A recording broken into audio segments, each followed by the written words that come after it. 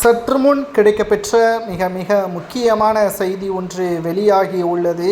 அனைத்திந்திய அண்ணா திராவிட முன்னேற்றக் கழகத்தில் பன்னீர்செல்வம் அவர்கள் நீக்கப்பட்டாலும் இரவோடு இரவாக ஓபிஎஸ்ஸிற்கு வந்த நல்ல செய்தி.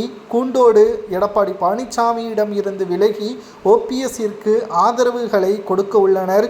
அமித்ஷா அவர்களை ஓபிஎஸ் அவர்கள் டெல்லிக்கு சென்று சந்தித்த பிறகு பன்னீர்செல்வம் அவர்களது ஒட்டுமொத்த அறிவிப்புகளும் டிசம்பர் 15ஆம் தேதி வெளியிடப்படும். ஆனால் அவர் என்ன கூறப்போகிறார் என்பதை பன்னீர்செல்வத்தின் உதவியாளர் ராம்குமார் அவர்களிடம் இருந்து கிடைக்கப்பெற்றுள்ளது.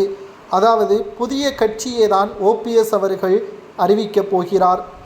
புதிய கட்சியை அறிவிப்பது ஓபிஎஸ்ஸிற்கு வெற்றி வாய்ப்பை ஏற்படுத்துமா என்று கேட்டால், தென் மாவட்டங்களிலும் சில வட மாவட்டங்களிலும் ஓபிஎஸ் அவர்களுக்கு நிச்சயம் வரவேற்பு இருக்கும்.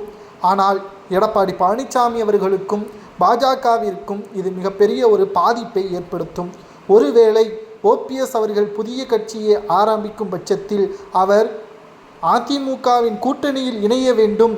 பாஜக அழுத்தத்தை கொடுத்துள்ளது. ஆனால் ஓபிஎஸ் அவர்கள் இதற்கு பதில் ஒன்றை கொடுத்துள்ளாராம் அமித்ஷாவிடம்.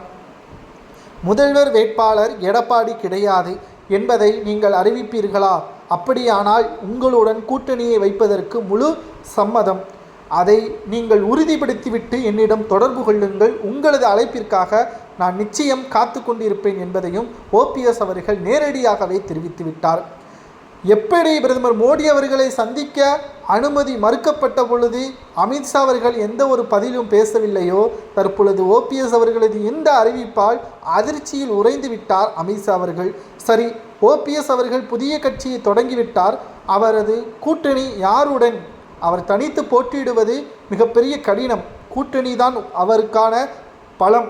ஆனால் தாவேகாவுடன் இணைந்து அவர் தென் மாவட்டங்களை குறிவைத்தால் நிச்சயம் 20 முதல் 25 தொகுதிகள் வரை பன்னீர்செல்வம் அவர்கள் வெற்றி அடைவார். இதனால் தமிழக வெற்றி கழகம் ஆட்சியை அமைக்குமையானால் 2 அல்லது 3 அமைச்சர்கள் பதவி, ஒரு துணை முதல்வர் பதவியையும் ஓபிஎஸ் அவர்கள் கேட்பார். இது ஓபிஎஸ் அவர்களுக்கு கிடைத்த மாபெரும் வெற்றியாகவும் அவரது ஆதரவாளர்களுக்கு மிகப்பெரிய ஒரு நன்மை பகிக்கும் விதமாகவும் மக்களின் வளர்ச்சிக்காகவும் இது உருவாக்கப்படும். இதுதான் ஓபிஎஸ் அவர்கள் 15ஆம் தேதி அறிவிக்கப் போகின்ற அறிவிப்பு என்பதையும் முன்பாகவே நாம் பார்க்க போகிறோம். அது மட்டுமல்ல, நாம் ஏற்கனவே கூறியதுபடி செங்கோட்டையன் தாவேகாவில் இணைவார் என்று